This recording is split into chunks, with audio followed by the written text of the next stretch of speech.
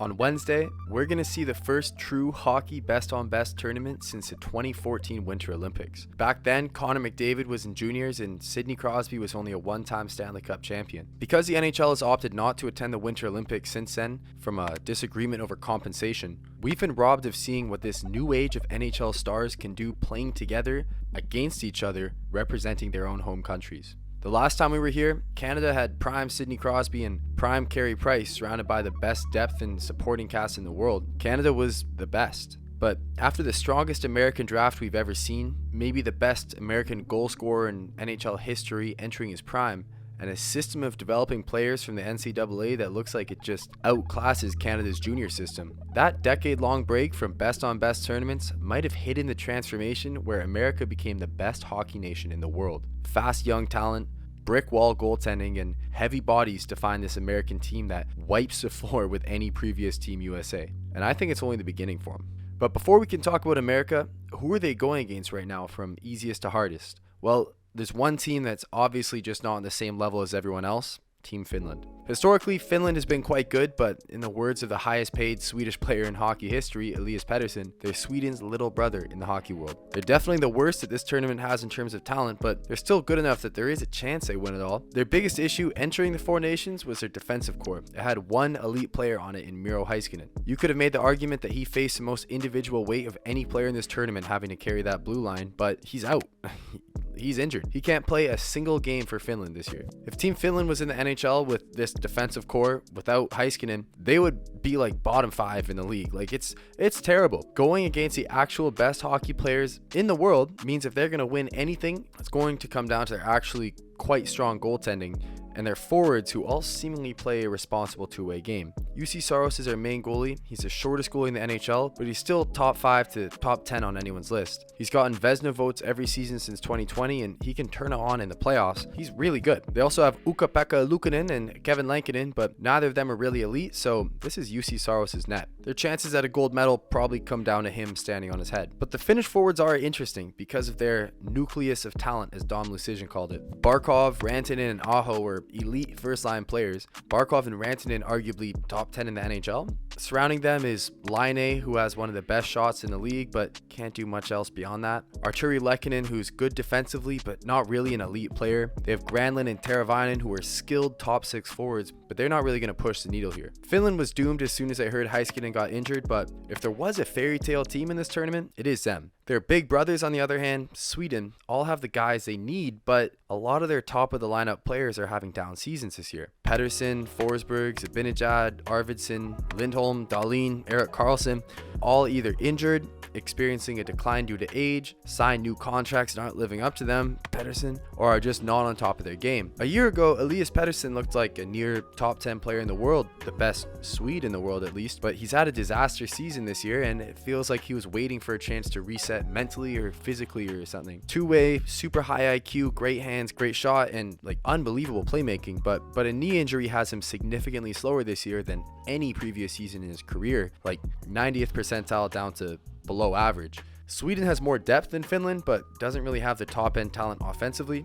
William Nylander is probably the best forward here, and he actually has the most goals from a player in this tournament, which is a good sign. Surrounding him are guys like Lucas Raymond and Adrian Kempe, who've taken major steps the past few seasons, but if they're going to win, it's going to come down to their defense, which I think might actually be the best in the tournament. Gustav Forsling, Matthias Ekholm, they just went toe-to-toe in the Cup finals to see who's the better shutdown guy. Rasmus Dahlin has been stuck in Buffalo, but has still managed to look like one of the best defensemen in hockey, and don't forget, when he was drafted, he was pegged as the best defenseman coming out of the draft since the 80s. Victor Hedman has secured a Hall of Fame spot before this season started, but he's still at the top of his game. Erik Karlsson is a top 5 defenseman all time. You can argue with the wall about that, and Jonas Brodin is underrated as a fast shutdown left defenseman. And then there's Rasmus Andersson, who isn't even drawing into the lineup right now, but he looks like the next captain of Calgary with a strong two-way game and a heavy body. Everyone here is elite or near elite, and they all get to play in front of Linus Ullmark, the 2023 goalie of the year, and the goalie on Boston when they set the win record. They have a very real chance at winning this tournament, but they're still solidly number 3 because of their lack of high-end offensive talent. And you can kind of look at Elias Pettersson and William Nylander as guys that maybe they could turn it up, but right now it doesn't seem like they will.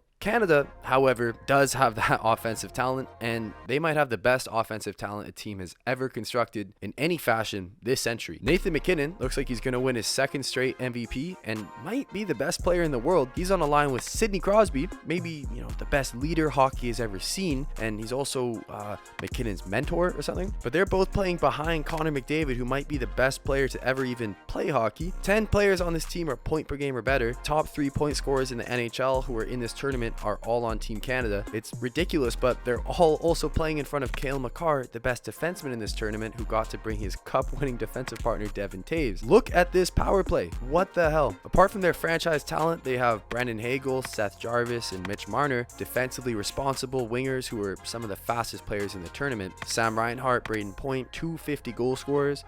Anthony Cirelli and Mark Stone, Selke contenders, and don't forget Mark Stone's the one who actually injured Miro Heiskanen, so maybe he's maybe he'll do it again. And then Travis Konechny, Brad Marchand, Sam Bennett, they might be the best agitators in hockey.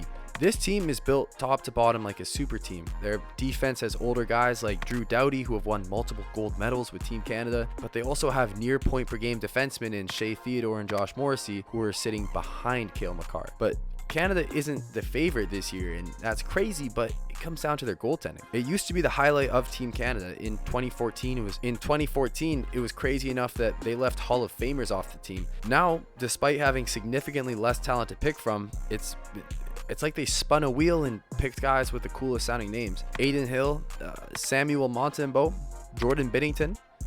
I mean, that one's not that cool. They left off 3 of the best Canadian goalies in exchange for guys I truly don't understand why they're here. Montembeault sucks. I dropped him in fantasy earlier this year, but that's besides the point. We'll see how it all plays out, but this seems like an obvious mistake from a pre-tournament perspective. So Finland has some good goaltending and a couple great forwards, but their defense is just too much of a problem. Sweden has unbelievable defense and a great goalie, but their forwards don't really stack up. Canada has the best forwards in the tournament, an extremely well-constructed defensive core, but their goaltending is a mess. Enter the United States, who don't have any weaknesses anywhere. Their first line has Kyle Connor on pace for over 100 points, Jack Eichel, the #1 two-way center on the cup-winning Golden Knights, who's in the middle of his best point-producing season of his career, and Matthew Tkachuk, cup-winning, multiple-time 100-point scoring pest, who is the most clutch player in the world on their run to the finals in 2023. This line is hoping that Connor's poor defensive play can be covered up from Eichel's insane two-way play. Tkachuk fits in anywhere on this team, and this is just butter. Behind them is Austin Matthews, the #1 goal scorer in the world, arguably a top 3 player in hockey, and he was nominated for a Selke last season. He's got one of the best playoff goal scorers of our generation, Jake Gensel, on one wing, and 99-point scoring superstar Jack Hughes on the other. I think this is the skill line, and this could be where all the goals come from for America. All of them can score, and all of them can make plays. Behind that is the scariest line to play against. Matt Boldy, one of the best forechecking talents in hockey, on pace for 70 points, playing with the 2 meanest guys in this tournament, Brady Tkachuk and JT Miller. Both can hit like anyone. Miller is more of a playmaker, and Tkachuk will crash the net more. I think this is a line they put out there to get energy for the boys. Expect some fights from these guys. And their fourth line at this tournament is Trocheck and Larkin, 2 of the fastest players in the world, and they're running with Brock Nelson, a guy who's been thriving from rush offense this season. I think this is a really smart line, and I actually think it's going to be pretty sneaky for Team USA. None of these guys are big ticket names, but they're all all-star caliber players, and I think their fit together is perfect. Defensively, America was about to put together the best group I think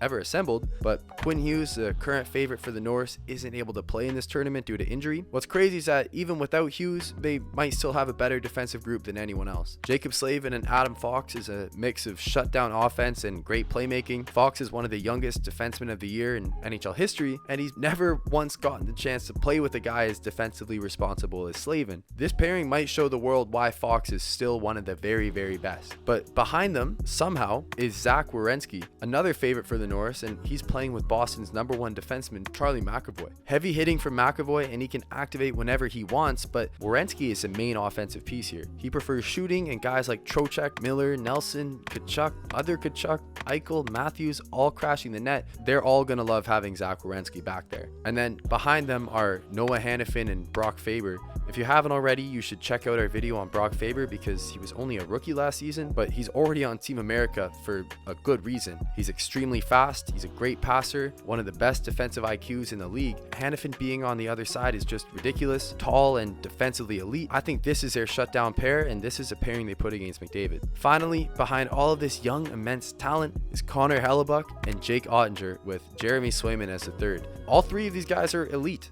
Connor Hellebuck is the undisputed best in the world. Jake Ottinger is young, but he's already shown he has the ability to nearly win a playoff series on his own. And Jeremy Swayman is, well, you just don't have to worry about him right now. So Team USA is missing Quinn Hughes, arguably a top 5 player in the world, and they're still the team to beat. I'm getting to the point with them where I think anything except for a silver medal in a close gold medal game is a disappointment. They haven't won gold in a best on best tournament since 1996, but this is the first time I can confidently say that America is the favorite. Canada is getting the next wave of great youth players with Celebrini, Bedard, McKenna, DuPont. None of them are on Canada's roster yet, so this is absolutely America's year to bring home a gold. I say they do it. If you enjoyed this video, please like and subscribe. We're always working on content and we appreciate all the support. Let us know if you like this style of video, as we're still trying to figure out what works best for us. Thank you so much for watching.